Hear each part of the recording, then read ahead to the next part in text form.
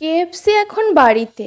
কেন বললাম ভিডিওটা প্রথম থেকে শেষ পর্যন্ত দেখুন, তাহলে বুঝতে পারবে। হ্যাঁ গো হ্যাঁ, কেএফসি এখন বাড়িতে, তাও আবার খুব সহজভাবেই বাড়িতে বানিয়ে ফেললাম। আজকে আমি কেএফসি স্টাইলে চিকেন পপকর্ন কিভাবে বানাচ্ছি দেখতে থাকুন। চিকেন নিয়ে নিলাম, বোনলেস চিকেন। পপকর্নের মশলা দিয়ে দিলাম, আদা রসুন দিয়ে দিলাম, আর লবণ দিয়ে রেস্টে দিয়ে দিলাম 20 মিনিট মতো।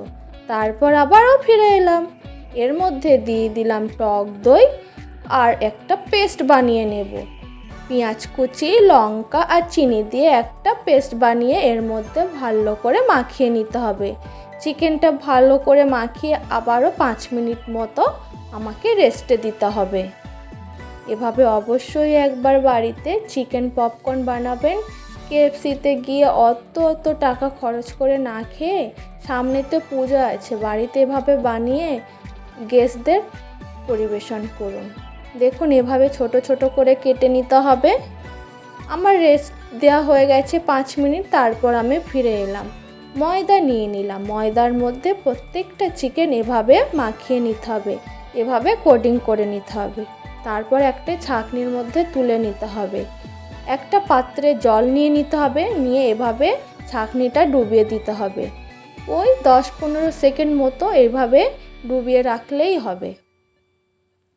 তারপর যে আমি ময়দাটা নিয়েছিলাম সেটা একটা চালনের সাহায্যে এভাবে চালিয়ে নিতে হবে, কারণ ওই একই ময়দার মধ্যে দিলে একটা যে উপরে লেয়ারটা আসবে ক্রিস্পি সেটা আর আসবে না।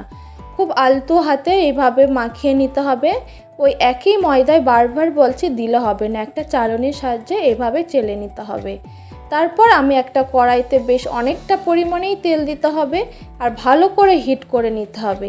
নিয়ে হালকাভাবে ভেজে নিলাম, বেশি নাড়া যাবে না। প্রথমে দিয়ে আলতো করে দেখে নিতে হবে যে একটু লাল লাল হয়ে গেছে কিনা। বারবার নাড়লে যে উপরের লেয়ারটা দেখছেন ওটা তাহলে ভেঙে যাবে।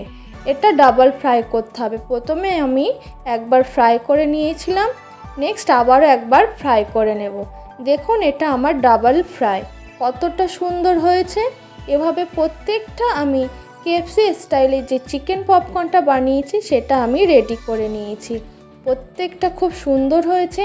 আর হ্যাঁ, অতি অবশ্যই খুব নর্মাল হাতে এটা করতে হবে, না হলে উপরের যে লেয়ারটা আছে ক্রিস্পি এটা কিন্তু ভেঙে যেতে পারে, আমি যেটা বারবার বলছি। আমার রেডি হয়ে গেছে কেএফসি স্টাইলে চিকেন পপকর্ন। এভাবে অবশ্যই একবার বাড়িতে বানাবেন, আর কেমন হয়েছিল কমেন্ট করতে ভুলবেন না। আর সঙ্গে রাখুন মিয়োনিজ আর টমেটো সস।